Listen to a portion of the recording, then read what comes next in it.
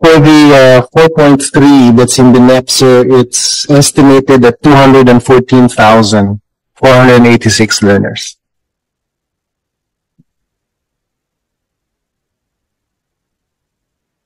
For this scholarship program, Secretary, nakita ko na merong special provision siya, no, for different industries. And it was meant to, I guess, herd, no, certain learners to important industries or emerging industries. But I also saw that, meron ba tayong slide? 00. Okay. Okay, flash. Na, for example, sa construction industry, 0 ang scholars na nabigyan natin, or wala tayong nabigyan sa construction industry. Creative sector, wala rin tayong nabigyan. Decorative craft, wala rin tayong nabigyan. Utilities, ang malaki natin is tourism, hotel and restaurant, no? We're a tourism nation, kaya tingin ko okay naman yun. Pero yung mga ibang emerging industry, like for example, creative sector, entrepreneurship, logistics, hindi natin, walang nabigyan, no?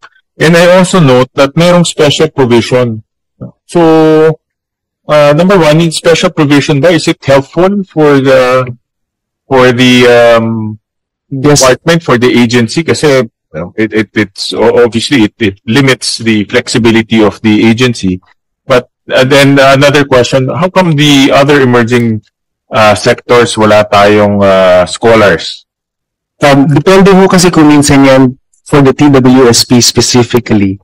Depende po yan kung minsan sa TVIs, no, na are having the programs in those locations, and then the prioritization of, how should I put it? Pwede bang sabihin, Sec Benny?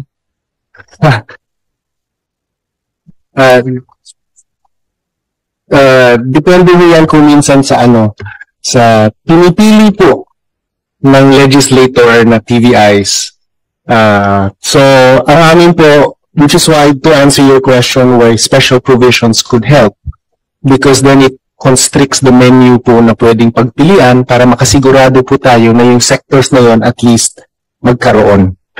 Right? So, for example, of the 4.3, we were hoping to isolate some for AI upskilling specifically, given the AI disruption wave that might be coming, and so on. So, what it does is nababakuran ko po, no, ang funding natin to make sure that there's a minimum that goes into specific sectors. And just to correct lang po, sa construction may 40,000 po. Mali pala yung natignan ko, 40,000. Petrochemicals lang wala. No, chemicals, yes, plastics, petrochemicals ang wala. I stand corrected. Yeah. So this menu is beneficial in a sense na at least alam natin yung mga sectors na gusto natin magkakaroon ng scholars. No? Mabibigyan yun ng scholars. Yes po. And in other words, may guidance sa mga institutions kung ano yung pwedeng bigyan.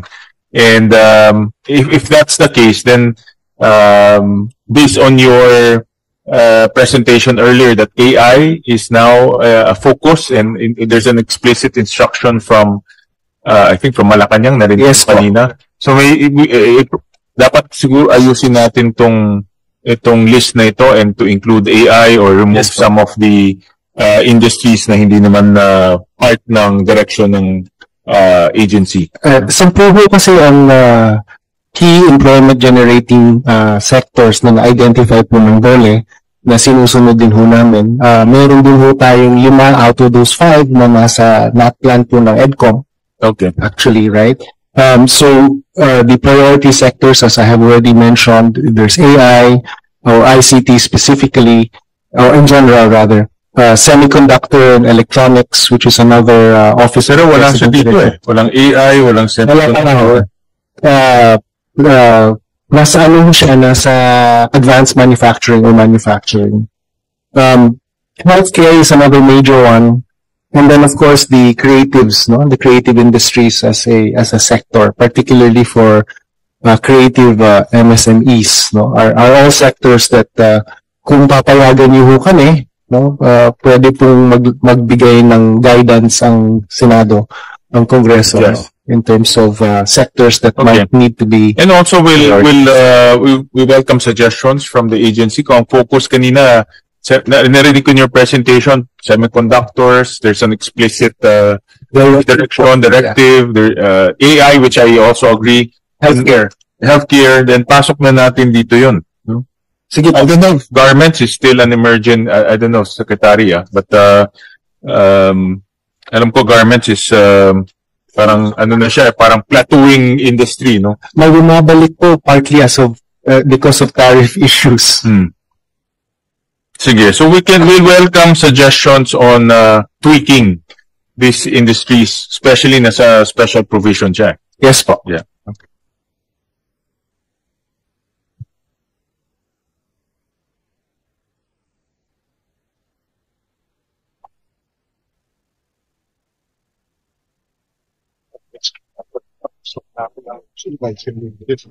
There's another program na nakita ko, Secretary, na mababa ang utilization. Step. Yes, STEP program. 2023, actually mababa siya constantly. No? 2022 is 67%. 2023 is 64%. 2024 is 71%. Mayroon bang reason bakit ang baba ng utilization ng STEP? Part of the problem with the step actually is time. So a lot of that gets rolled over to the following year pag hindi nauubos, tapos nauubos sa following year, and then the underutilization just keeps on rolling. So we're trying to ensure that for next year, step utilization will improve. So as you know, in 2024 we already improved, but we want to improve even further. There are a number of reasons for the delay. One is the procurement process for the STEP program is a little bit more complicated because it comes with toolkits. So that's one source of the delay in terms of our utilization. The second is community-based po kasi ang STEP, so we do it in conjunction with and with convergence with LGUs as well as consequently representatives, no, in both actually the House and the Senate, for identifying programs and identifying providers as well as beneficiaries. So that whole ecosystem also takes longer. And the third is internal to us, really, which is that our planning process, in order to even trigger the conversation with our partners, LGU or legislators, as the case may be, takes too long, right? So historically, we did our skills mapping and planning in January and February, in which case it's not finished until March or April, and we do the negotiations. So we actually are rolling out STEP programs beginning in July or August, hence the low utilization rate. So the innovation that we're going to try this year is to foreground the skills training and skills planning, so that as early as January or February, we can already begin procuring the toolkits, right? And with the barricades in the special provisions, for example, can already initiate conversations with both LGUs and district representatives in terms of identifying the beneficiaries, given that we already hope to be much faster in terms of identifying which skills and which programs in any specific location will be done. 80% employment rate that I saw earlier, average includes STEP. And what's the employment rate for STEP?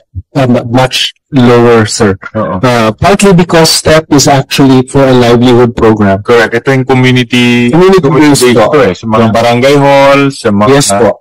sa mga community centers. Ito rin po yung actually in many ways ang pinaka-effective to do with DOLE and in terms of a conversion, to do with DSWD in terms of a conversion, because it really is a kind of poverty reduction. So pwede silang magtupad, mag-step. Yes po. Diba? Yes. And then kung mayroong livelihood, may livelihood. Kasi iba is binibigyan ng the toolkits, in effect, parang livelihood na yun eh. Yes po. Starter kits po for livelihood. Correct. Oo. Yeah. So meron ba siyang, what is the employment rate ng STEP? More or less lang, based on your study.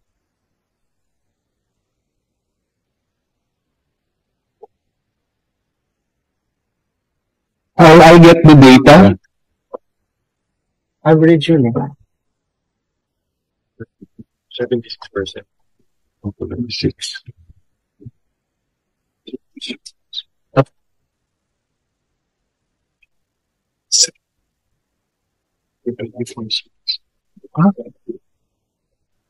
Mataas. Sobrang pa 70%.